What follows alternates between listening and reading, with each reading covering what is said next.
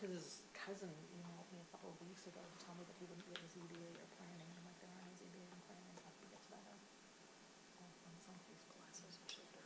Somebody posted that My glasses are so dirty, I don't know how I see out of them. Yeah, Same way every Because I person take them does off with. on all the time. he sent me an email. saying, something like,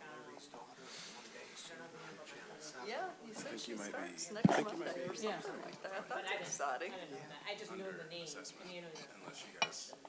Yeah, and that was it. And I was like, and I looked, and they were doing plus they were gonna ask mayonnaise. I know. and then we didn't have a planning, so. I don't watch Channel 7 very often. There's I'm excuse not a me if Fox there's a ZBA. fan, but I do end up watching Fox I don't because know. it comes Yeah, I on didn't know. He just earlier, said like emergency at surgery. 3 or He didn't something, get and into then I'll details. watch maybe Channel 4. That was like a beginning of the year, I think. 23 A couple hours. weeks ago, yeah. No. It's entertaining, that's I haven't entertaining. heard anything since. I was like, yeah, thanks. I got all into the news over the weekend because I was like, how could that be? I didn't realize a lot of these things were going on. Well, my brother's a federal government employee, so I Yeah, was you were talking to telling him. me. And so I was like gonna contact my representatives and give them my thoughts, and so I was reading all about Russia and Ukraine and stuff. So I was like, when did this happen? Because a couple of days ago we weren't paying attention, like clearly. Very glad I wasn't. Tell them I don't want to pay attention. Was it paying? So bad. Good evening, everyone. I'm going to call this meeting to order. The time is 7:30. This is the regularly scheduled meeting for February 24th. Clerk, can you please do a roll call? Mayor Pro Tem Bliss, I'm here. Councilman Fleming, Here. Councilman Muir, Here. Councilor Rohrbach, Here. Councilman Soltis, Here. Councilor Wright, Here. Mayor Grafstein. I am here, thank you. The invocation and pledge this evening will be led by me. I invite you to stand if you would like.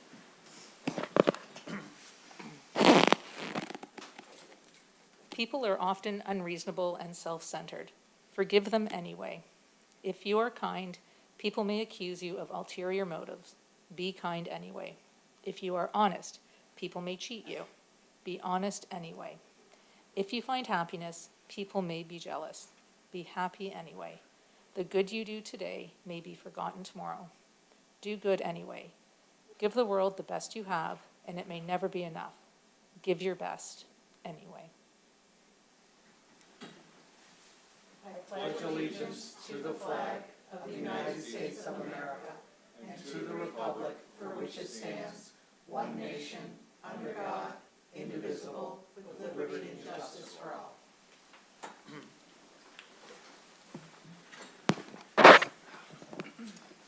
All right, first up this evening, we have approval of the agenda. Are there any additions or deletions this evening? Your Honor, I'd just like to ask that we pull one item from the consent agenda, which is the resolution supporting the preservation of federal tax exemption of municipal bonds. All right, item 4, okay. All in favor, or actually, can I get a second Your Honor, I don't think you need it for the consent for the agenda. consent? Okay, I all think right. any member can just pull one off. Awesome. All right, are there any other additions or deletions? Okay, so then we are going to move on to meeting open to the public. If there's anyone from the public who wishes to speak, I invite you to the podium. Ask that you take 3 minutes, give your name or anything. Is there anyone? I wonder if she might?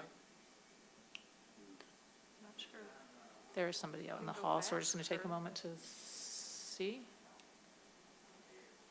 I think she's trying to. Yeah, he's showing her the agenda. Does she want to speak? Does she wish to speak? Does she want to, does she want to speak right now? For public, open to the public? Oh, she's just here if you have questions. Okay, all right, thank you.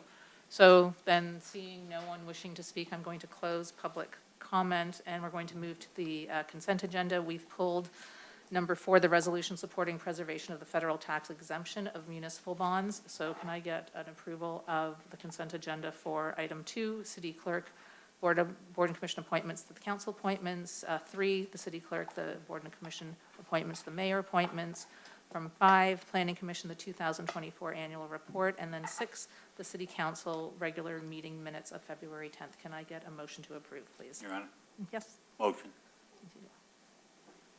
Is there support? Your Honor, all support. The motion has been made and seconded. Is there any discussion? Seeing none, all in favor, please signify by saying aye. Aye. Those against say no. Motion carries. And then we are going to pull the resolution supporting the preservation of the federal tax exemption of municipal bonds.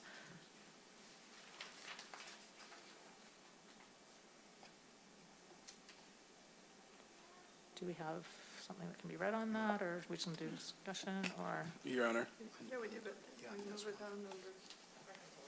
Okay, just Yeah, gonna wait a no, second. I've got it. The elimination of tax exempt status for municipal bonds at the federal government level would have a devastating effect on local governments, including Madison Heights. This is currently being considered at the federal government, so this resolution would be supporting the preservation of these federal tax exemptions. Municipal bonds finance approximately 3/4 of public infrastructure throughout the United States. Council is being asked to support a resolution to preserve this tax exempt status for municipal bonds by supporting and ensuring the protection of the federal tax exemption of municipal bonds, and to further distribute copies of this resolution to all members of the Michigan congressional delegation.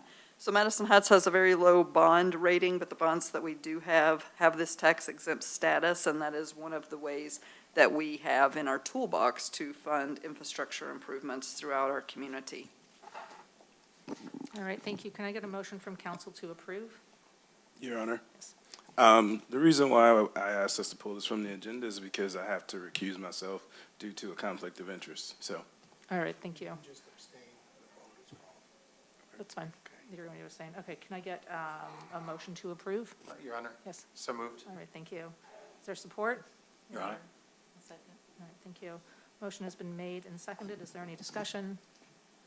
Seeing none, if everyone other than Counselor Wright could vote on this, then please, all in favor, please signify by saying aye. Aye. Those against say no.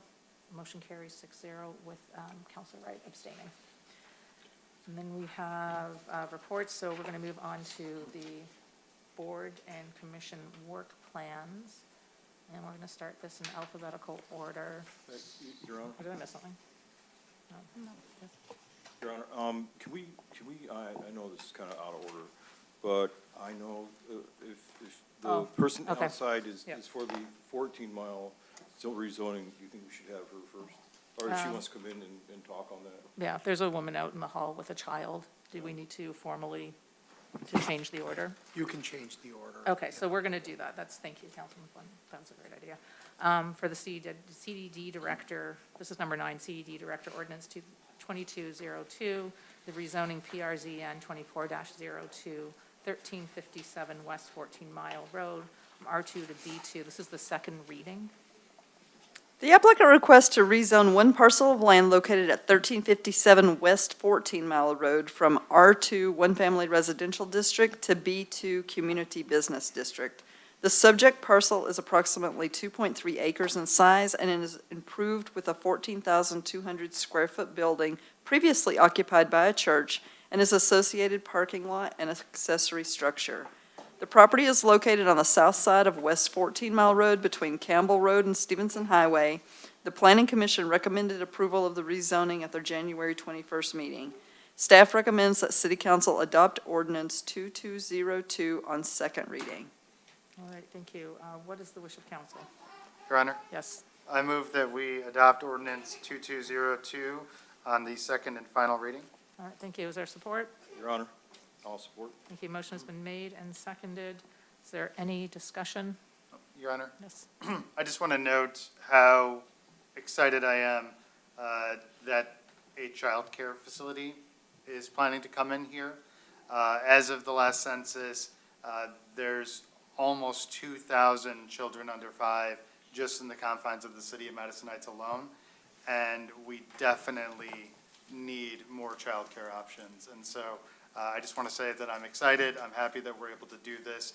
I hope the process was not painful to be able to get to this point, but assuming my peers on council agree with me and this moves forward, I'd just like to say welcome to the city and thank you. We need you. Thank you. Any other questions or comments? All right, all in favor, please signify by saying aye. Aye. Those against say no. The motion carries. Congratulations. That was it. Thank you for coming out. All right, we're going to get back to our reports. Number 7, the board and commission work plans. And I think the first one up is Arts Board. Your Honor, should I make a motion to receive and file Um, and then go through the rundown, or do any other? Receive and Receive and file, Yeah. have it seconded, and then when we have a discussion, then you can go through the rundown. Okay, Okay. perfect, yeah, if you want to make the motion, and then we'll go from there. Yes, Your Honor, I'll make the motion to receive and file the Board and Commission 2025 work plans. Perfect, is there support? Support. Thank you, motion has been made and seconded, and we will have the discussion now, and then we will have the vote. So, Mr. Bliss, if you want to start with the Arts Board? Yeah, sure. So the Arts Board, again, we've stuck with the same template where we have the 3 main areas of increasing visual art in the city, the increasing cultural community involvement, and then increasing performance art. And a couple of the new things on here, the summer concert series, the first ever at the Band Shell this summer, is included in here. We also have our 2nd annual gala, which is now going to be specifically themed to Broadway night. I don't know if folks have seen that on social media, but tickets are available for that, $60 each. All of the funds will go to support more programming from the Arts Board to be able to push that type of art into the city. I won't read all of the bullets because there's quite a few, but in visual art, we're not targeting a mural this year. We've done a lot of great work over the years to be able to push murals into and across the city. The priority of this year is much more in the cultural community involvement and the performance art aspects, particularly as it relates to the Band Shell. We have an entire subcommittee that's specifically focused on increasing utilization of the Band Shell, even beyond the summer concert series. So they're planning a lot of like pop-up, open mic style events that will happen throughout the year at that Band Shell, just to be able to make sure that our residents have not just options of things that they can go to, but also showing that the Band Shell itself was worth the investment, because we did put a little bit of city funds to be able to do it the proper way in addition to that grant. And so the Arts Board is highly focused on pushing utilization there. I do want to, though, ask, it's funny, Councilor Wright and I were talking before the meeting, and I'm hoping what we could do, instead of just what we normally do, where I say all these things about how great the Arts Board is, and then we just keep moving on. I'd love to take feedback back. If there's any member of council who has something they'd like me to bring back to the next meeting, any suggestions, any areas that are not covered in this work plan that we should consider, maybe not for this year, but going forward, that would be super helpful to me. And since we saved a lot of time not appointing like 40 people to boards and commissions, I don't know, any suggestions for the Arts Board? They do great work, lots of incredible volunteers. Is there anything we should add? Your Yeah. Honor. Do you know if we've ever tried to do it like an art fair? That's like, I know that's been talked about in the past, but do you know if that's something that is in the plans? So it is not in the plans. It is something we've discussed. We couldn't figure out how to do it logistically. We also talked with Hazel Park about partnering with their art fair, and we couldn't make that work. But it might be time to revisit that conversation. I mean, if nothing else, maybe there's a way that we can do that piggybacking off of another event, like the festival in the park or something. Maybe there's an area that we can have an art fair section of, the festival in the park. Probably not for this year, but there might be an option for us to do something like that. Thank you. I'll take that back. Okay, thank you. Any other questions, comments? Okay, so I have one. So I like the idea of the art fair and doing it with the festival or doing it with Trail Tunes or doing it with another event. One of the things that I find is that we seem to do a lot of events, which is great, but then people get tired, staff gets tired, you get a little bit worn out because there's something this weekend, next weekend, the week after. And when we can combine events, I think we get a bit more of an impact.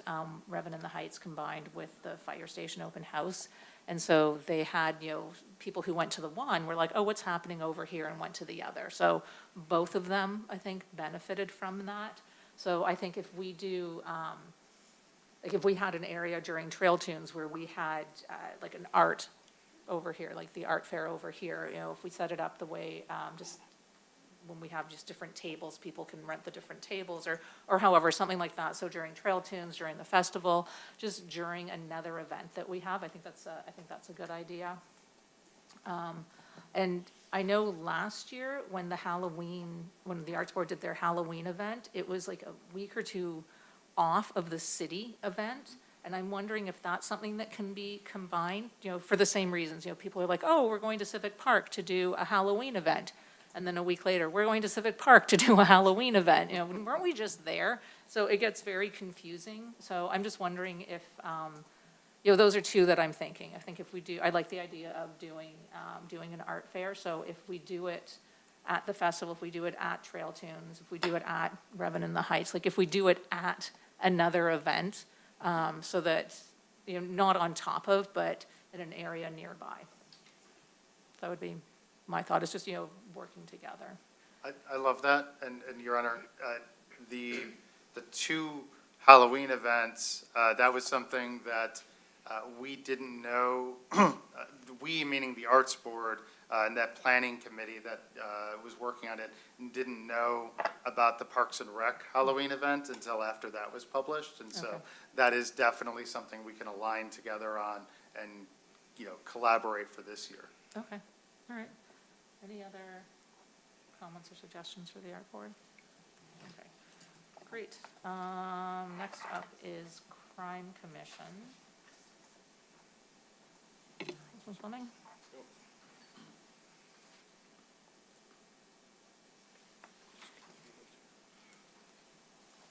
All right, so the Crime Commission is working, first of all, starting this spring and throughout the year, we're going to be doing a crime prevention campaign online using Facebook. I know a lot of things sound redundant most of the time when you're, telling people to make sure they lock their doors or they, make sure their belongings are not in plain sight of the vehicle, those kind of things. But there's a lot of information on scams from the AG's office that comes down that people may not see, or other things like crime trends that are happening from the police department that, it'd be really great to share with our residents and make sure that we can maybe put a dent in some of the things that are happening, just, small things that are happening. Also, we're going to be participating again in the police bike rodeo. That's where we give a bicycle. We have a sponsor that gives a bicycle to a young child. And they have helmets that they give out, and also we're giving, the Crime Commission has a table where we give information from on bicycle safety and, rules of riding your bike and stuff like that, and along with some, SEMCOG is providing some type of lights and stuff like that, so, and it's also in different languages. Might just want to add on to that too. And then this will be the third year this year for the police dog demonstration, for the canine demonstration. It's been a great event. A lot of people are very interested in it. They like going to it. It's a collaboration with several police departments. We've had Hazel Park and Royal Oak that came to it.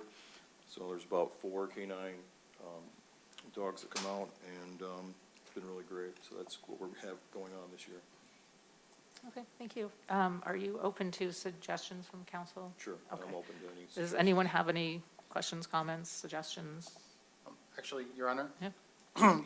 When you were talking about the scams, it might be interesting to do one on the emergence of AI scams. So there's a new one that's affecting seniors predominantly, where if their grandchild is heavily active on social media, like they're posting on TikTok or they have a podcast or whatever that is, they can train an AI model of that person's voice, call them saying that as their child, and it's their child or their grandchild's voice, saying that I'm being booked into prison, you need to send X amount of dollars, so that way I can get out on bail. And that scam is becoming more and more prevalent throughout the United States today. And basically, the only way around it is to be able to get off the phone and call the grandchild directly or call the court directly, because it does sound exactly like their grandchild. And if you have enough of a presence out there, people can train full-on deep fake voice accounts. And it's much easier to do voice only than it is voice with video. And so they're making those phone calls using that modulator to completely trick somebody. And they get scammed out of a lot of money. And they feel like it's urgent and they need to help their grandchild. And there's other variants of that don't involve like prison. It's, I got into a car accident and, I can't get to the hospital and it's at the shop and they're not letting me leave unless I pay them X amount of dollars. Like there's all sorts of variants like that. So that might be a nice thing to be able to put out on social media. Some perfect examples about that and what to look for and how people can respond to that. Because I guarantee you, unless they've heard that that's happening, there's very few seniors who are going to think that it's even possible. But it is, and it's happening, and it's scary. That's something we can definitely look into. I know there's a lot of different ones, including that there, and those are, seniors are taking advantage of all the time. So, Thank you. Any other questions, comments? So two things, I'm just going to make this comment. So I know in the past, Crime Commission, you brought in the Attorney General to talk about scams. She's been here a couple of times. I know our police just had something at the Active Adult Center maybe a month ago on senior scams, and we all listened to a call from a fake officer calling an elderly woman, telling her, a complete scam. And yeah, it was very believable if you don't know. And that wasn't AI, but just I think, yeah, the scams are a really big thing.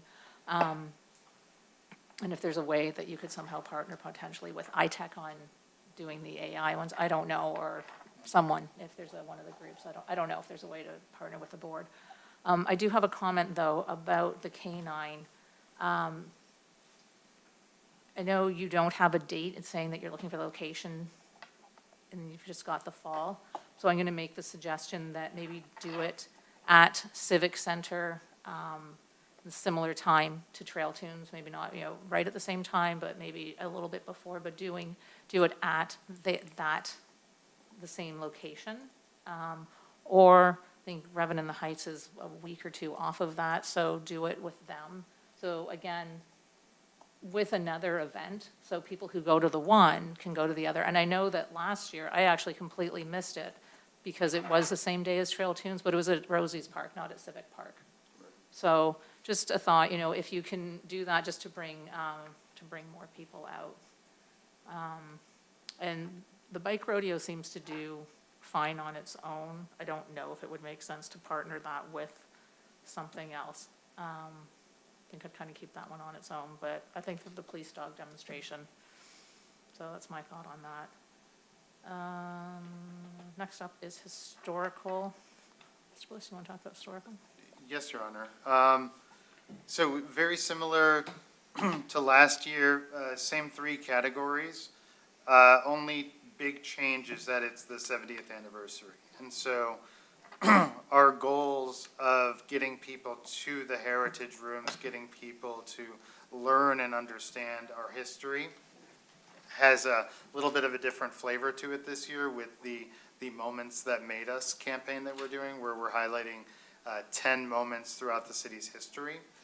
And we'll be doing 2 to 3 of them, because there's 10, and there's 4 open houses. So we'll be doing 2 to 3 of them at every open house. The next upcoming open house is March 8th.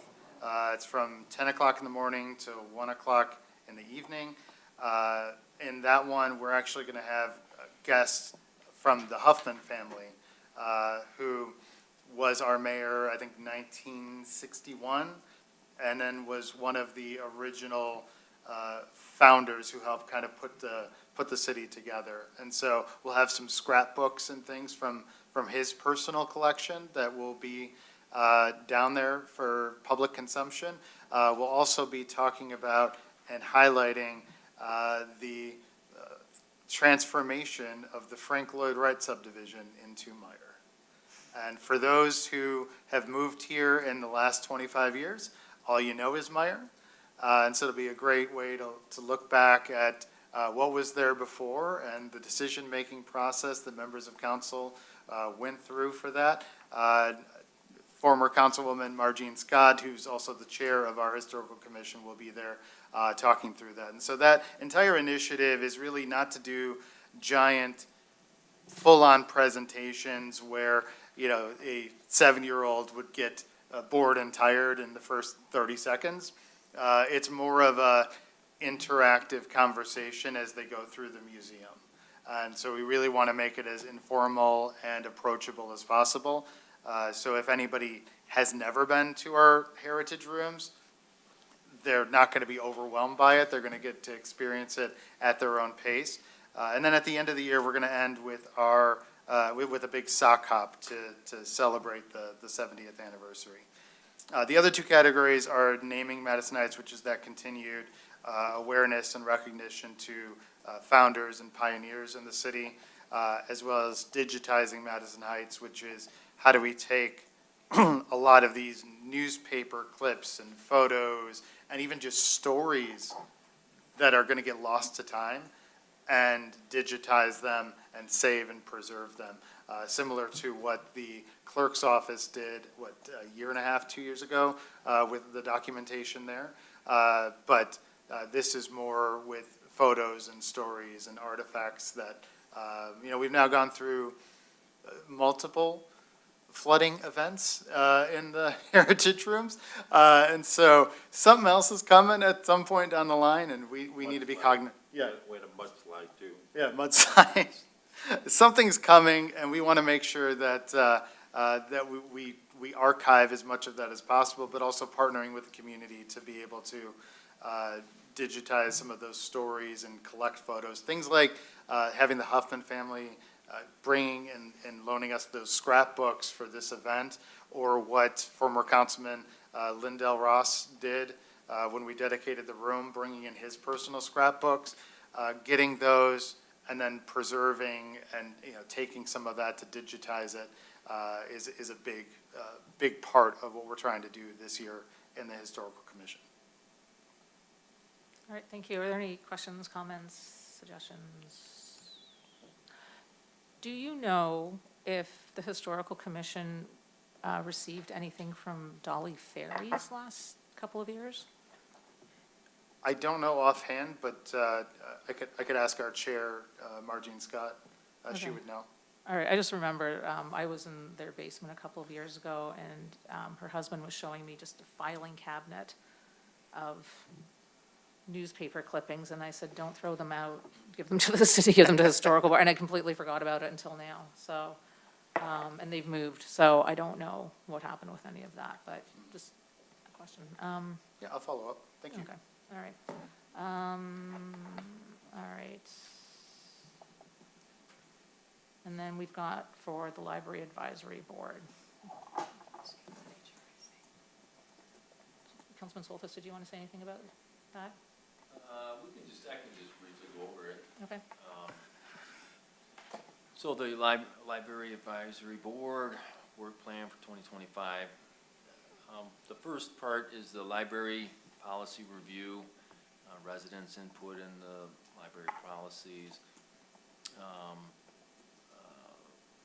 And then the subcommittee members.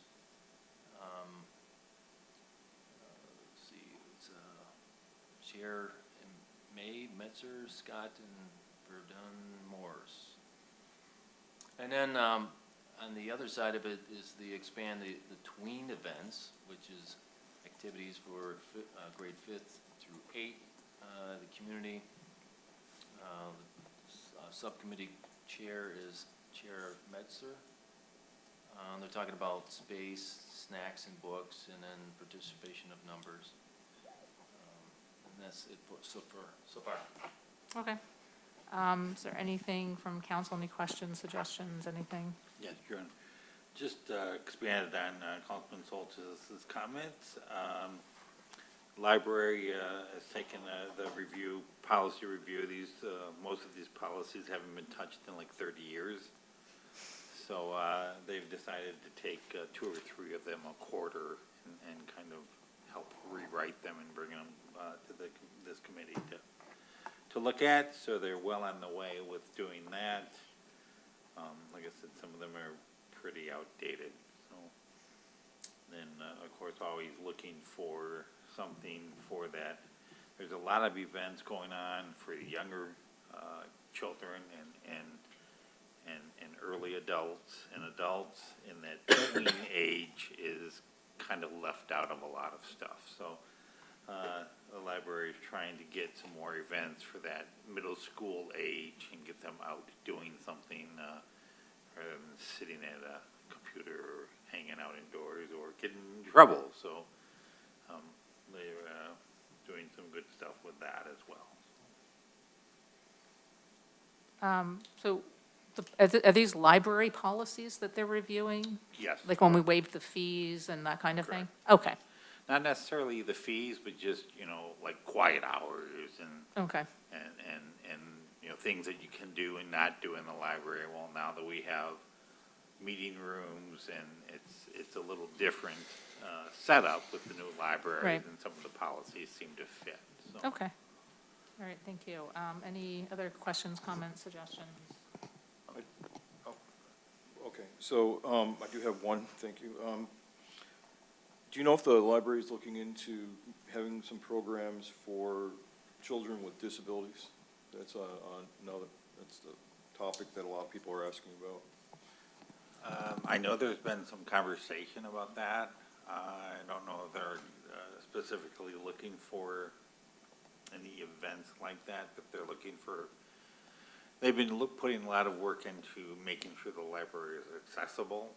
So, and the children's room that they have is accessible. So I don't know if they've got any set programs for ADA type, so. All right. Okay, any other, did you? Your Honor. I was just going to say that I think the hidden gem of the library is the makerspace. Absolutely. And, anything that the Library Advisory Board can do to help promote what can be done there. I know, so my wife took one of my daughters there and they made a T-shirt. And like things like with my daughter's design, and they put it on a T-shirt. Like that type of thing is available to our residents, and they may not know that they can do that type of thing. And so I don't know how to advertise that, or what types of events might be able to be done. But my tweens love that stuff, and even just beyond that, I think that there's a lot of things that people can do with the equipment in the makerspace. Even just the 3D printing, like there's a lot that can be done that is maybe not as well known that it can be. And so maybe there's an element of like the city's social media page, because it has more followers than I think the libraries does. But anything that we can do to highlight that, maybe even showing a video of somebody coming in with a design and putting it on a T-shirt or something, just to let people know that that's there. Especially since it's a fairly recent addition, just in the context of the history of the library.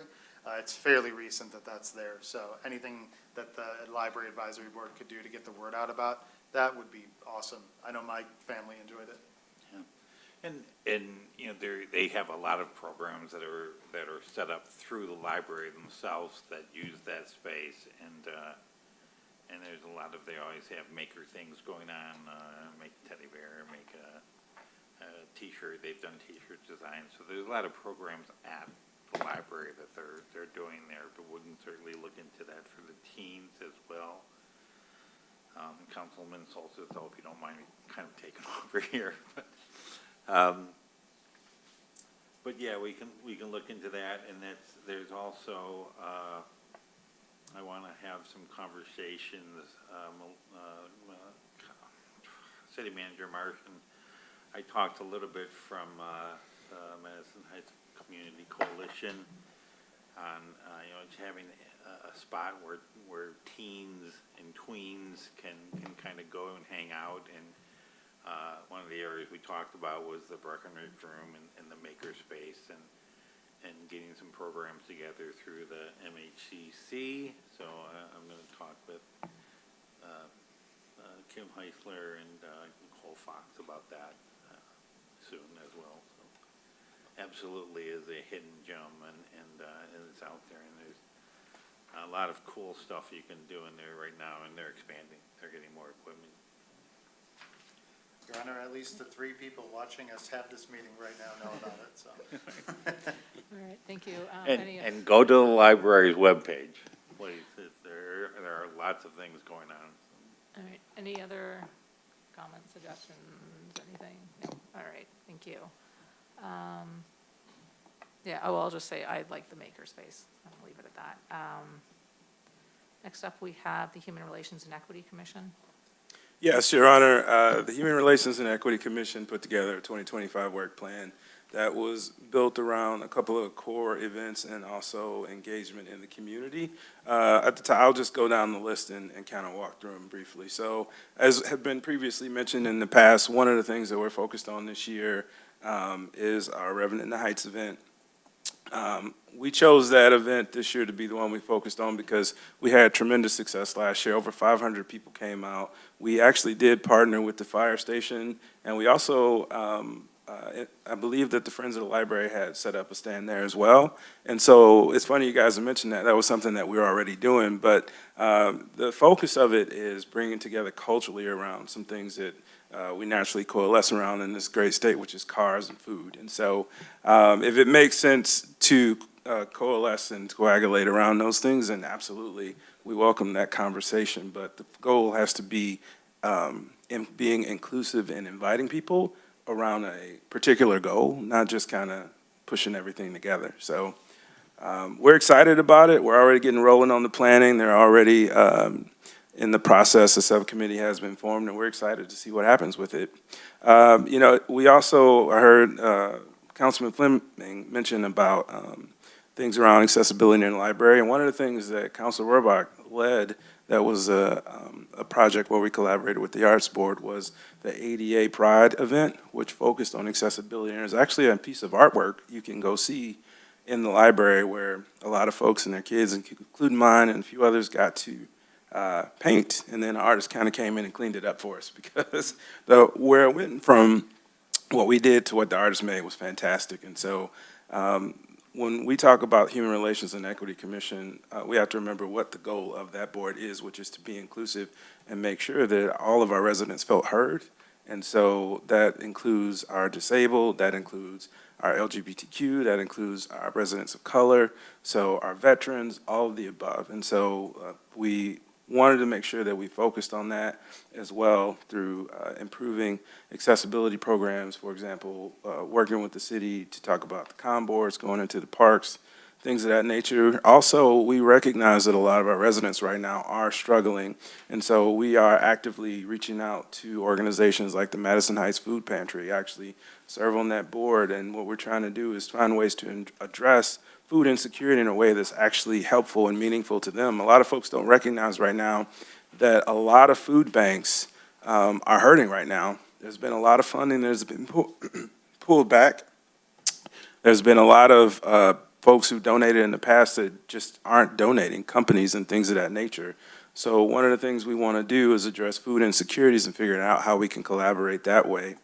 And cultural celebrations is a part of that. And so this year, another project that we're actually in a part of is working on a lunar festival sometime in May. All the details have not been ironed out, but the whole goal is to be more inclusive and to lean on some of our business partners and make sure that we're, again, coming together around culture and food and making sure that our residents and our businesses are inclusive.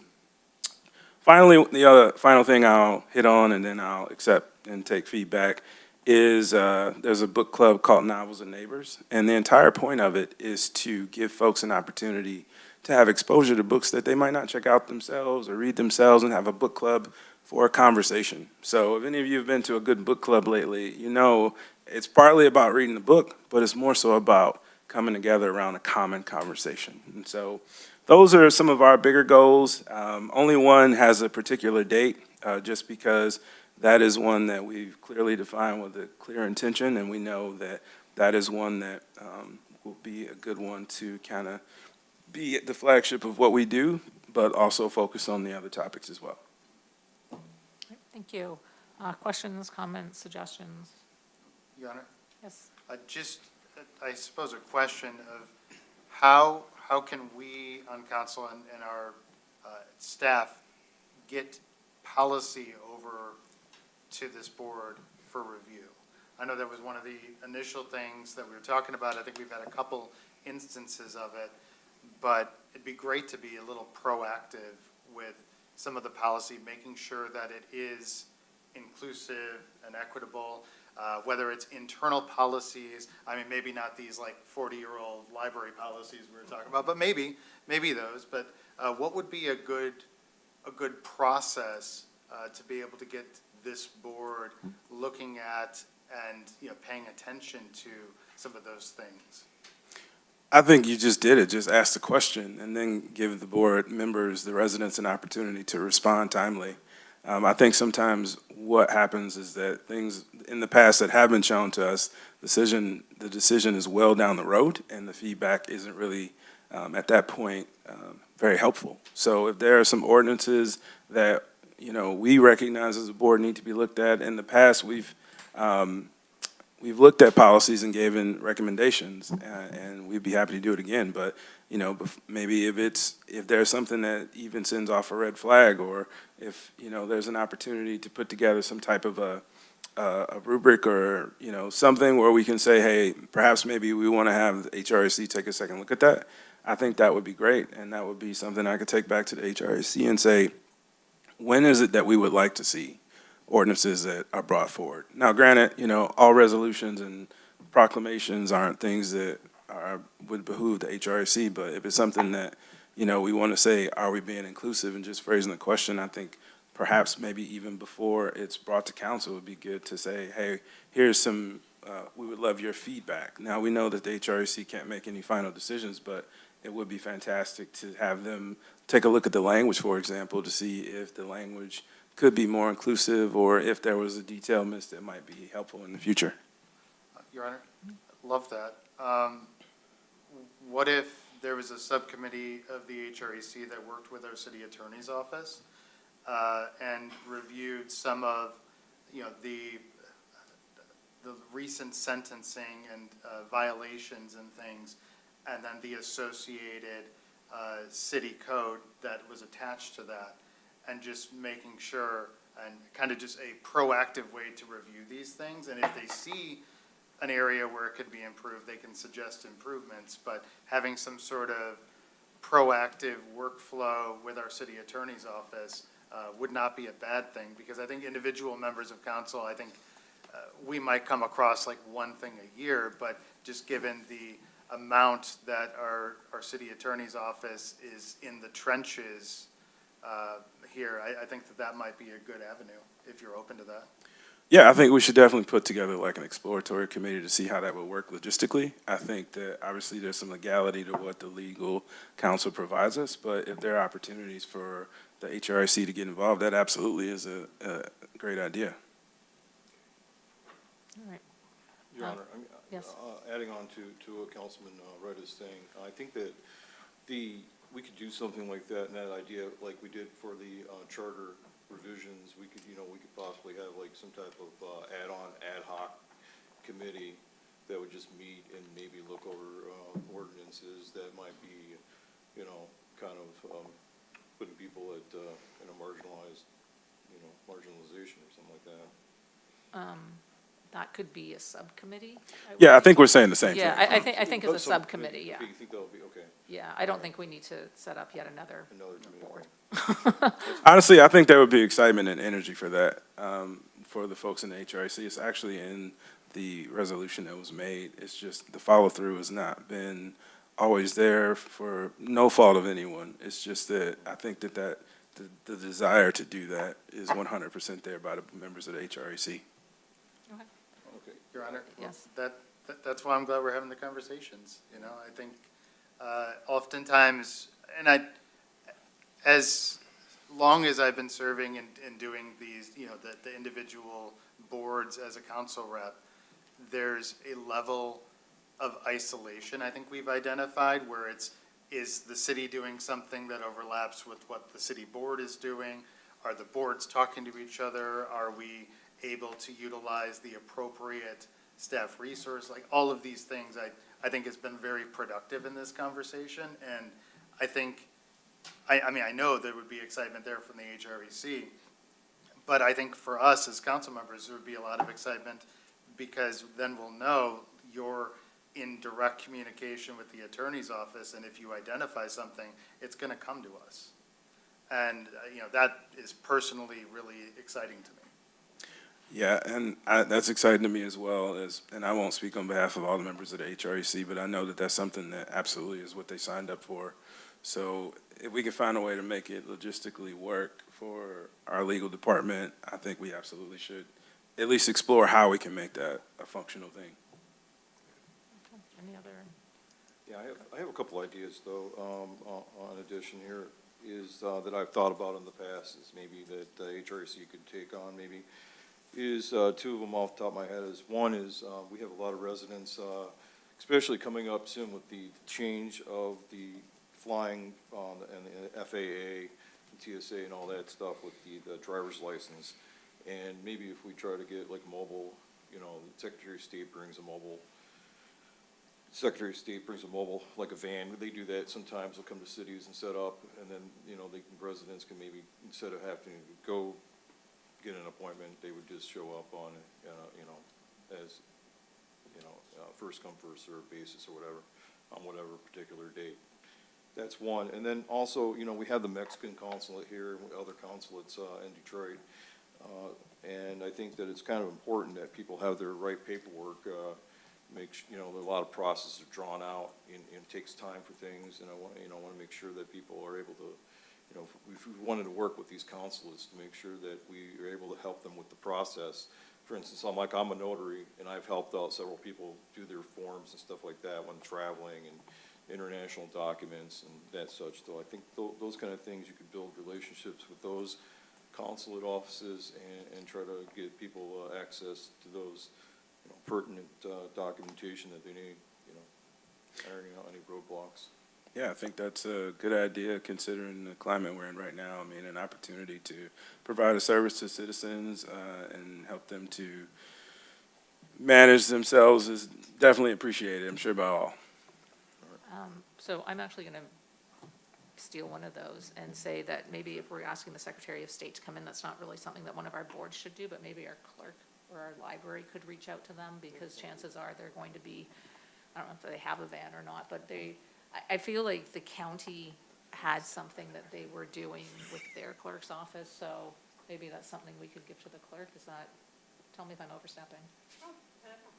Okay. And Your Honor. As opposed to a board doing it. Yeah, and honestly, when talking about in the spirit of collaboration, that to me is the epitome of how I started talking about it. I think it needs to be germane to whatever we're doing, like a mobile Secretary of State bus coming out to like Reverend Heights kind of goes with the theme. It's a car theme event, so a mobile event, whether it came from the city clerk or not, them being there, it fits the theme of the event. So it makes sense for them to be there, in my opinion, if they would come out. Because we'll have, we had over 100 cars last time. Hopefully we'll have over 200 this time, so it makes sense.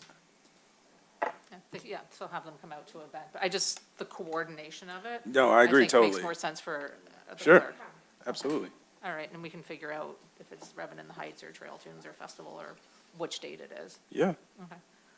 Any other comments, questions? Okay, so I have one suggestion, and that is a review of, I guess, the programs when the city, the brochure comes out with the different programs. I know a few years ago, I received feedback from someone who, and I don't know where it falls on the line here, but it was basically, body image.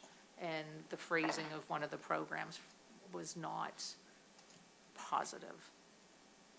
I'm not really sure the wording to use here, but it was basically fat shaming. And so it was brought to my attention, I brought it to the attention of the city manager, but just, that might be something, that the HREC does some kind of review. I mean, someone needs to review it, and I'm not sure if staff is reviewing that now or what, but just, there might be things that might get noticed. Like there might be a date that something's on that is in conflict with something, or there might be wording that is not inclusive to, for example, all religions or something like that. I'm not saying that we have that, I'm just saying that I know of this one specific body issue that did happen a few years ago. So that's the kind of thing in my mind when we set up the HREC, that was the kind of thing that they would be reviewing, as policies and different programs.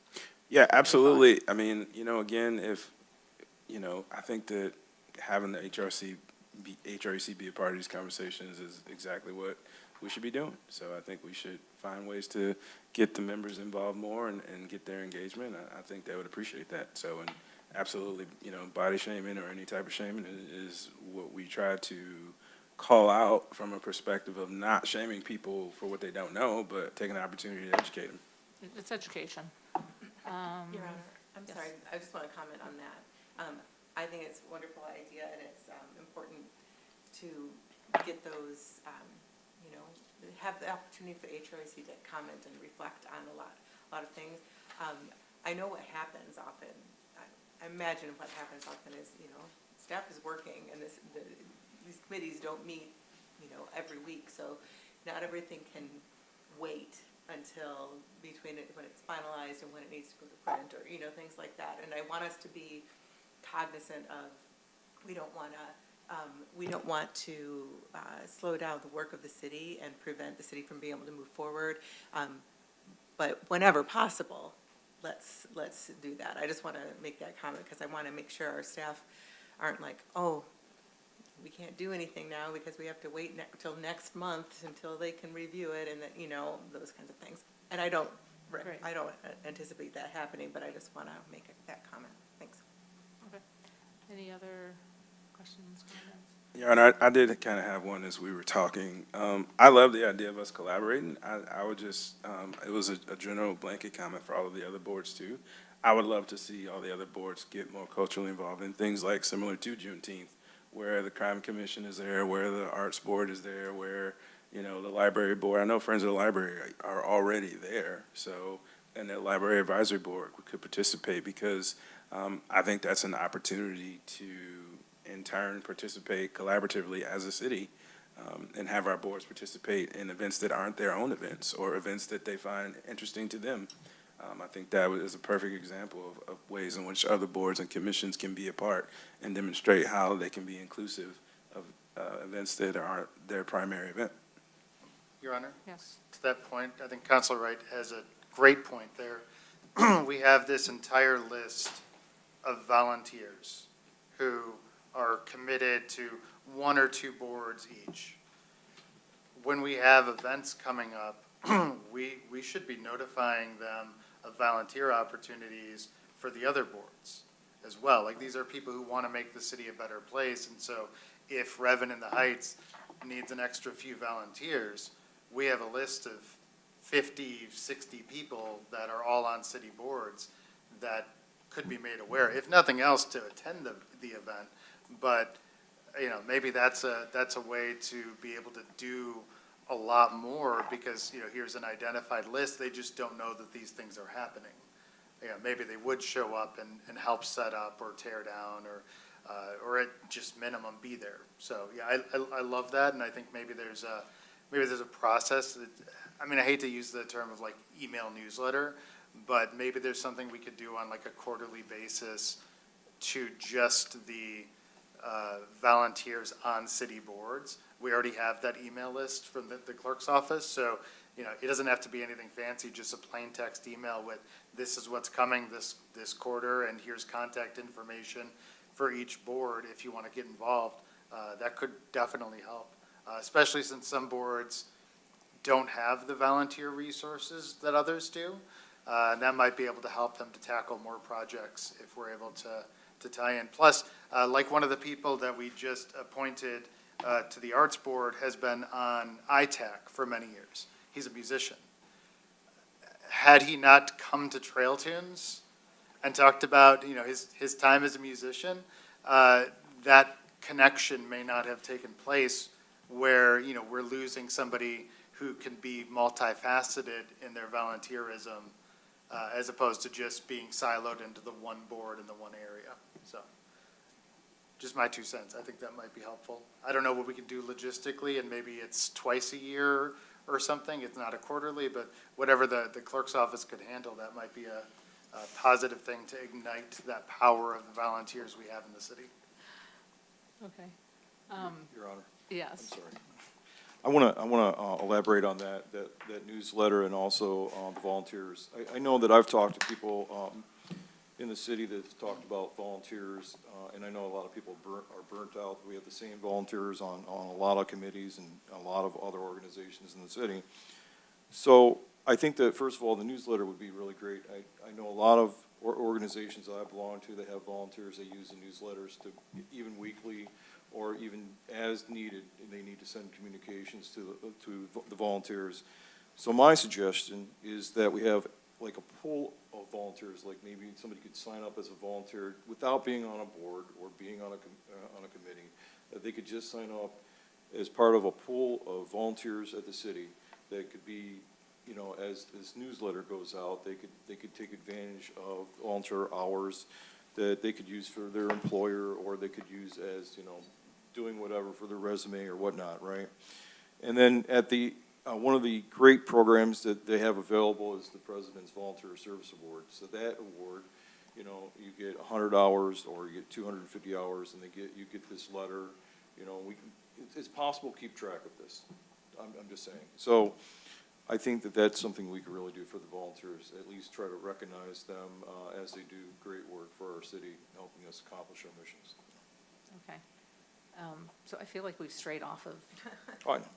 which is okay, because this is a discussion, so Yeah, that's fine. I just want to, and I actually do want to have a conversation about boards in general, but I do want to come back and just ask, is there anything specifically for the Human Relations and Equity Commission? Okay. So, and I'm just going to make a comment here, a couple of comments here. So I think it's a great idea to try and get all the different boards to go to all the different board events and that kind of thing. But we do need to remember, so Revan in the Heights is actually a city board event. And assuming that the Disability Pride event happens again, that is a dual board city event. It's Arts Board and the HREC.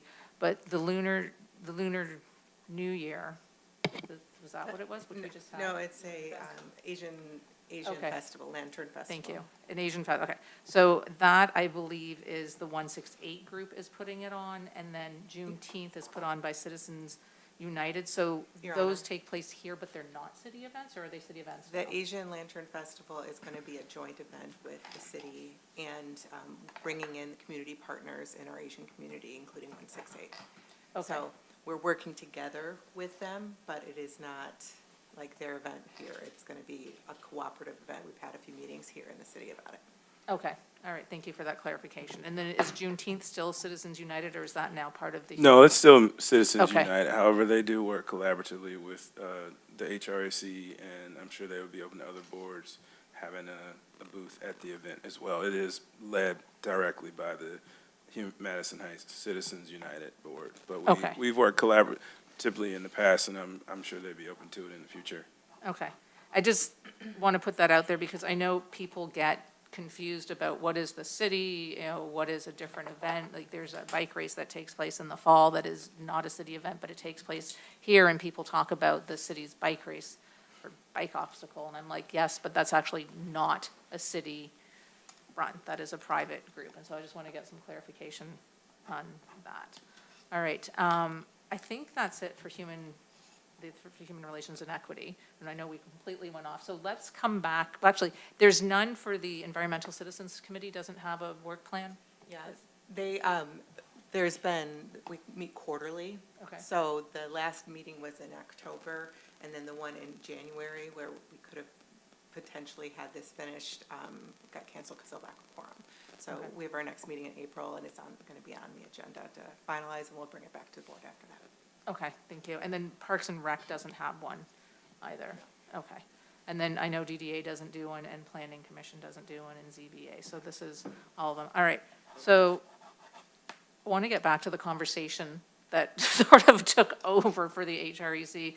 If there's any comments anybody has about working in collaboration and that kind of thing, just for any of the boards. I know we just had a lot of conversation there about it, but if there's anything.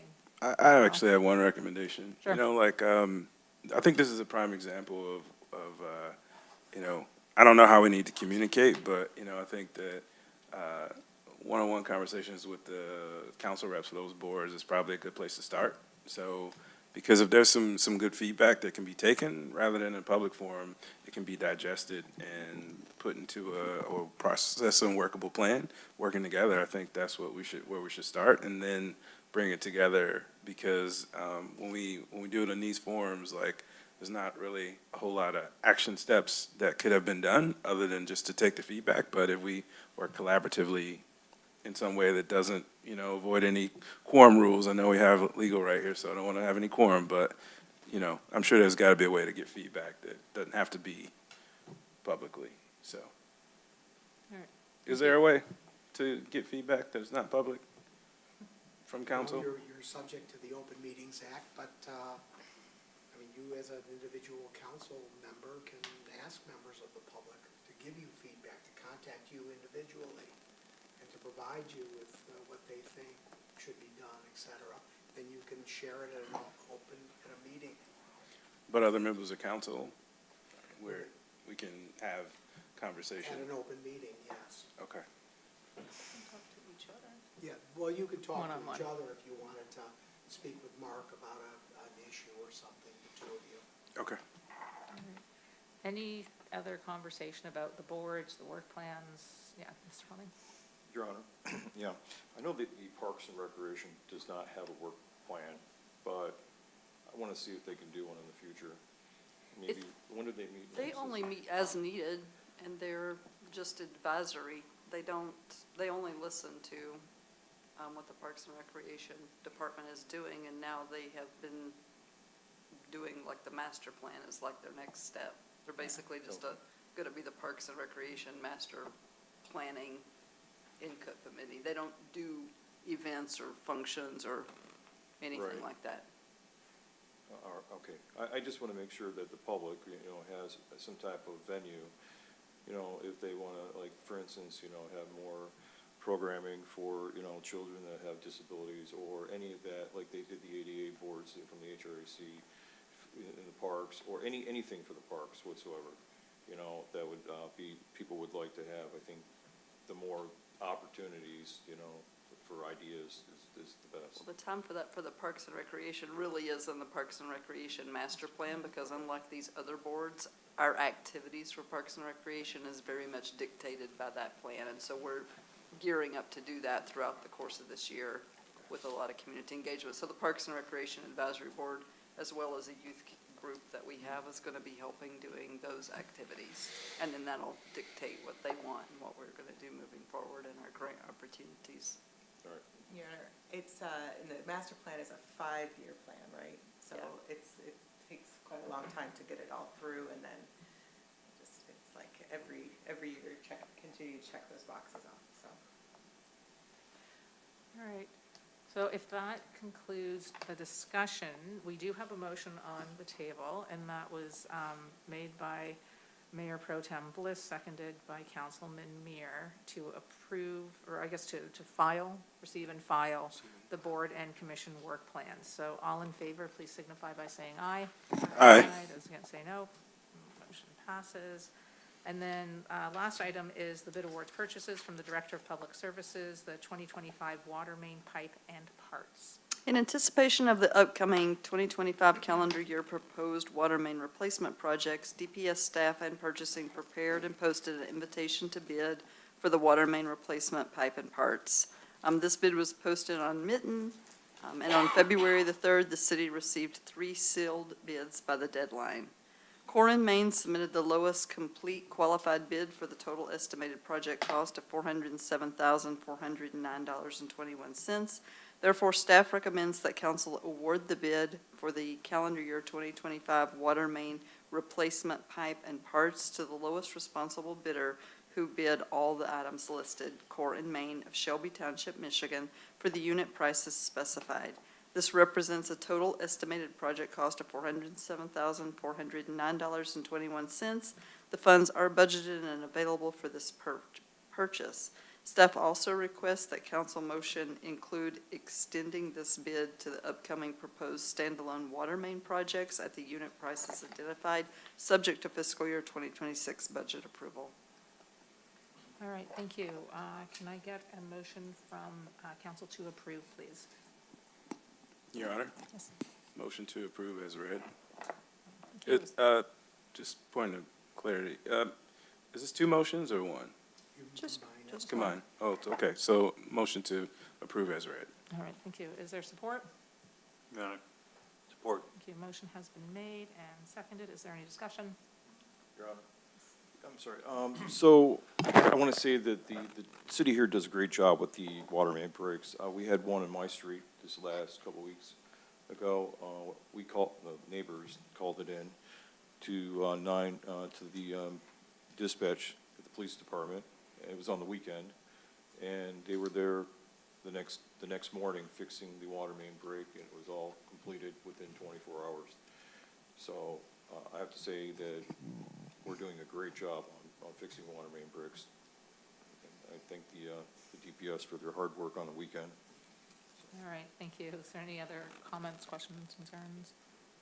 All right, all in favor, please signify by saying aye. Aye. Those against say no. All right, and with that, I invite closing comments, starting with Councilman Meir. Thank you, Your Honor. Wow, some exciting stuff tonight. Definitely agree with the collaboration of groups and trying to get events together, and boy, am I getting excited about all the things we've got. Revin and artsy in the Heights, and oh man, we got all kinds of fun stuff going, so that's awesome. And yes, the Active Adult Center did have a session on cybersecurity. It was pretty well attended. It was very informative. I sat at a table with a woman who had been scammed out of $15,000. So to get any more information on that out is fantastic. So I agree with Mayor Pro Tem Bliss on trying to educate how those scams and AI is just making it so extremely simple for those scams to be created. So I also apologize to Mayor Pro Tem Bliss. A couple meetings ago, I mentioned that I was attending the sleep class at the Active Adult Center, and he wanted to know if that was like some of the classes that he slept through in his high school career. However, it was nothing like that. It was a very informative class on learning on proper sleep techniques. And did you know that in order for you to fall asleep, your body temperature has to drop at least 4 degrees? So interesting that you crawl in bed and get all snuggled up. You're actually doing yourself some harm by doing that.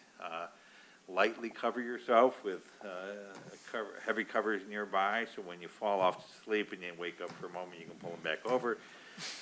So stuff like that. It was actually a very informative class. And one thing is also that we learned, you can never catch up on sleep. So You can't sleep 4 hours tonight and say, I'll make up for tomorrow by sleeping 12. It doesn't work in that way. So, good class, nothing to do with sleeping during the teacher's presentation. Some fantastic plans that we have going on. I'm looking very forward to that Arts Prom Gala, dedication to Broadway. It's on May 16th again. Please get your tickets for that. Last year's was, or actually 2023's was a fantastic event, so looking forward to that. Also, the March 8th Historical Commission with the Huffmans and Margene Scott is very excited about that. And yes, she tells me Mr. Huffman was our mayor from 61 to 63. He also has the baseball field park over there on the south side named after him as well. And looking forward to getting new lights there, as well as some of our other parks this summer, spring or fall, or hopefully.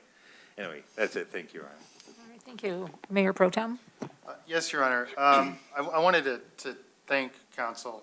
Kind of on a whim, Councilor Reitner, we're talking before the meeting, and I was just kind of lamenting that normally these things are so streamlined and siloed and rubber stamped, and we effectively used the same time that it would have taken us to go through and appoint all of those individuals to the boards.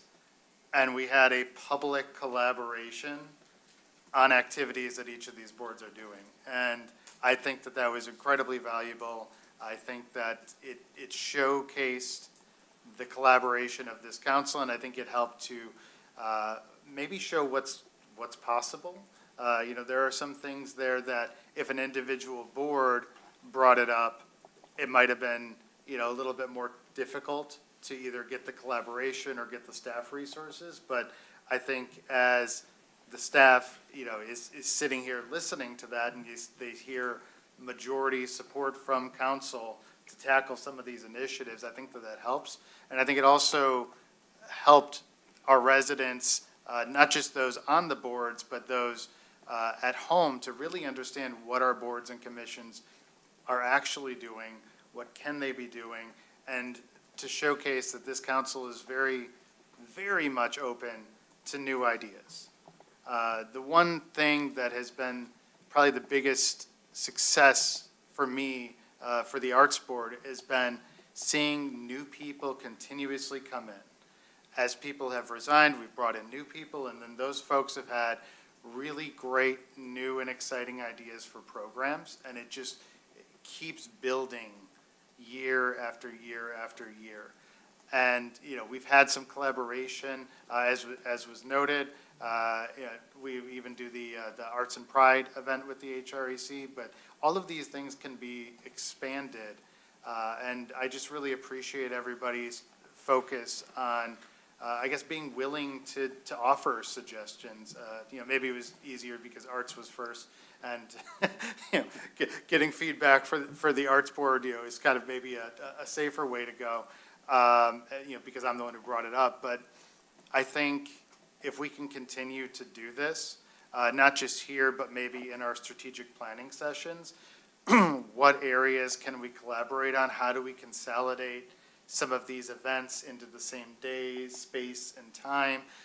All of those things not just offer a better experience for our residents, but it also reduces costs and the work that staff has to put in if they're consolidated in the same day and space. And so just thank you, everyone. This was a great conversation. And we'll want to push this to the individual boards and commissions, probably through the council reps. But I know I'm going to take this feedback back to the couple of boards that I'm the council rep on, and see what we can do to integrate and take action on the council feedback tonight.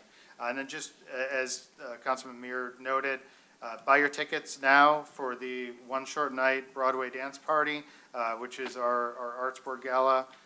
Tickets are for sale right now, live on the Arts Board's Facebook page. You can click a secure checkout link and get your tickets, $60 each right now. The price will go up the closer we get to the date. And then I hope to see everybody at the Historical Museum on March 8th. I'll be there the entire time from 10 a.m. to 1 p.m. So if you're one of the 3 people watching this, I hope you'll join me. That's it, Your Honor. All right, thank you. Mr. Wright?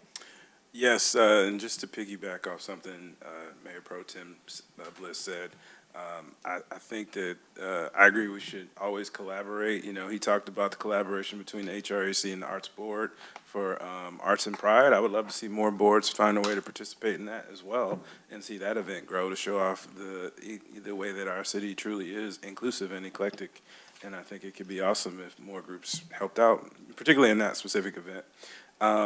Another thing I wanted to just bring up was, again, Happy Black History Month.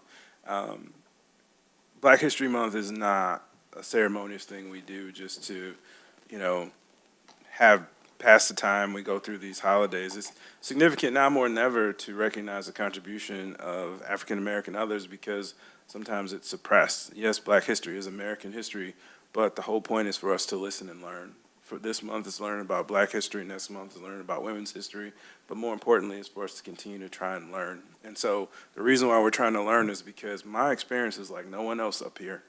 That doesn't mean that Mark's experience isn't like anyone else up here, or Bill's, or Dave's, or Emily's, and sorry, my fellow council members, Councilor Warbach. All of our experiences are different. This is why we need to listen and learn, and that was the whole point of, I think, listening about the board. So just listen for Black History Month and know that there are people out there who are struggling. So if you are struggling, I'd encourage you to reach out to the Oakland Community Health Network. The number you can call is 248-464-6363.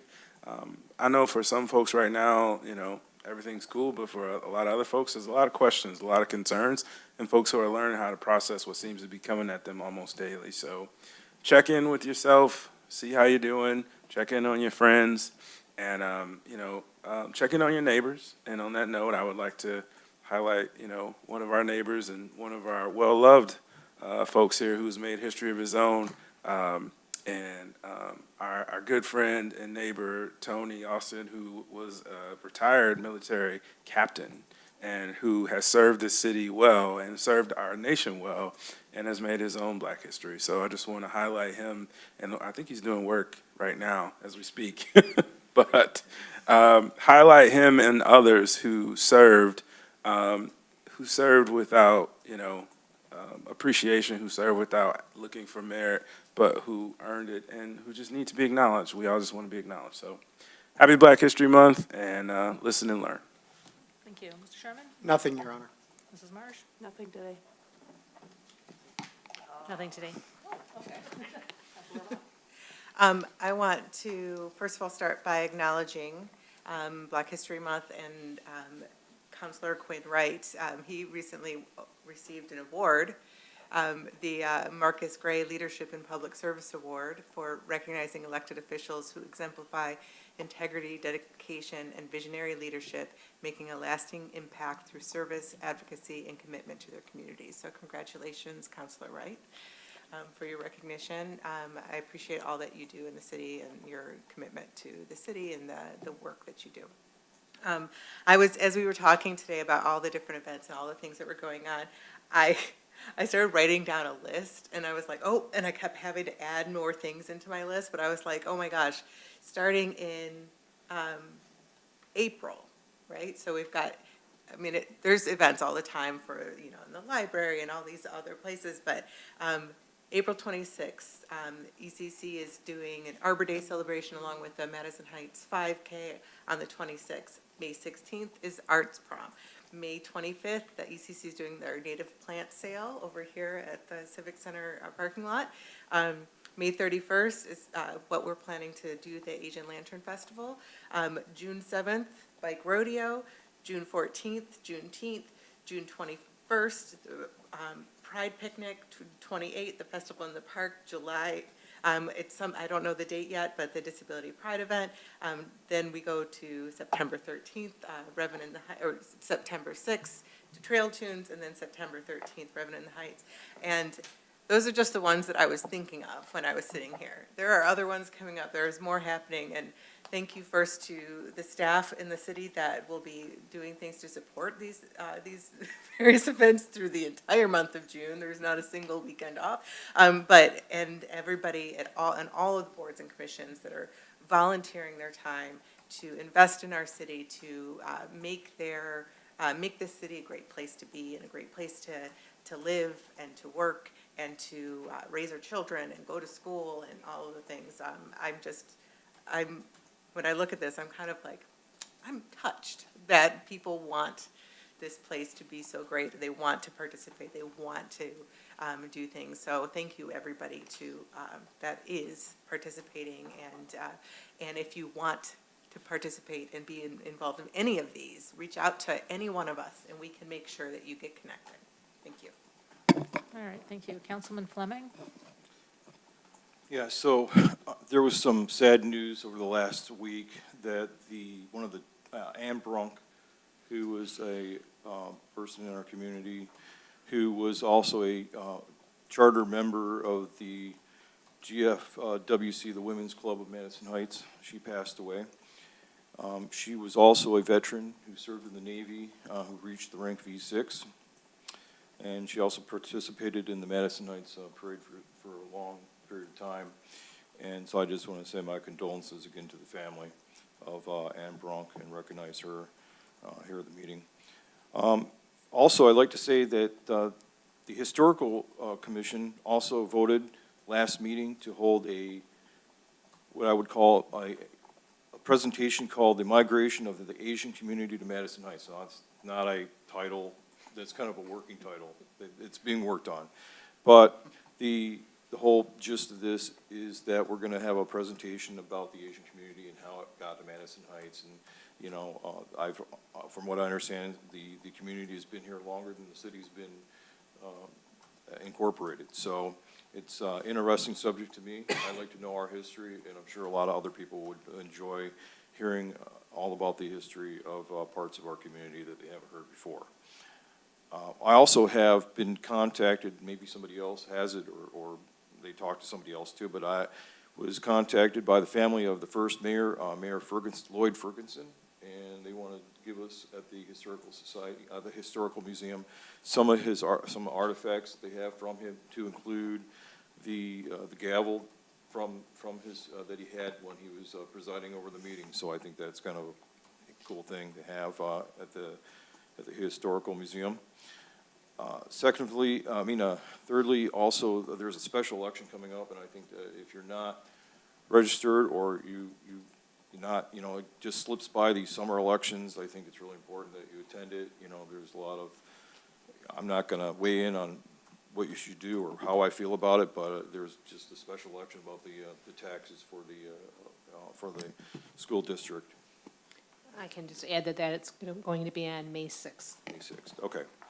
And then also just a reminder that eastbound 696, there's a large project starting March the 1st. So watch out for any delays that you're going to have. And I know the MDOT's already had some type of meetings and presentations to different communities, and I think that maybe we could get one here I'm sure people have lots of questions over the summer about the 696 project. 696 goes right through our community down there at 10 Mile and affects a lot of people. And the last thing I have to say is one of the things I've seen on the Arts Board is a karaoke in the park. Is that right? So I expect Councilman Bliss would be having a plethora of songs that he'll be able to sing for us. Anyway, that's it. It's possible. I'm going to have to go head-to-head against Councilor Rohrbach, though. Don't sleep All right. on me. Councilman Soltis? I haven't seen her. All right, so, yes, if you have not heard Emily Rohrbach sing, you're missing out. She does a great job, so hopefully she will be there. And she doesn't need karaoke, she just has a fabulous voice. On the note of the Huffmans, so just a comment, last year we lost two of our former First Ladies.